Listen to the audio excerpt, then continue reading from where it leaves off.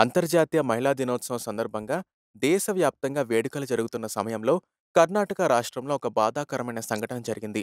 Israel నుండి పర్యటనకు వచ్చిన ఒక యువతి స్థానిక హోంస్టే యజమానితో కలిసి తుంగభద్ర కాలువ ప్రాంతానికి సందర్శించడానికి వెళ్ళింది.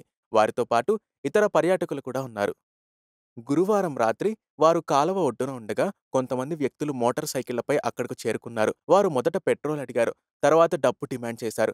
పర్యాటకులు నిరాకరించడంతో ఆ వ్యక్తులు వారిపై దాడి చేశారు. పురుషులను కాలవలోకి తోసేసి ఇద్దరు మహిళలపై లైంగిక దాడికి పాల్పడ్డారు. అనంతరం వారు అక్కడి నుంచి పారిపోయారు. ఈ సంఘటనలో అమెరికాకు చెందిన డేనియల్, మహారాష్ట్రకు చెందిన పంకజ్ అనే ఇద్దరు పురుష పర్యాటకులు కాలవ నుండి సురక్షితంగా బయటపడ్డారు. అయితే ఒరిస్సాకు చెందిన బిభాష్ అనే వ్యక్తి ఆచూకీ ఇంకా తెలియలేదు. బాధితులు పోలీసులకు ఫిర్యాదు చేయడంతో వారు తక్షణమే స్పందించారు.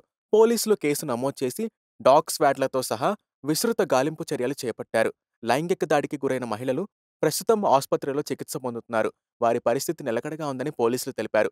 ఈ సంఘటనపై తీవ్రంగా స్పందించిన పోలీసులు రేప్, గ్యాంగ్ రేప్ మరియు దోపిడీ కేసులను నమోదు చేశారు. నిందితులను గుర్తించడానికి ప్రత్యేక బృందాలను ఏర్పాటు చేశారు. అంతర్జాతీయ మహిళా దినోత్సవం సందర్భంగా ఈ సంఘటన జరగడం దురదృష్టకరం.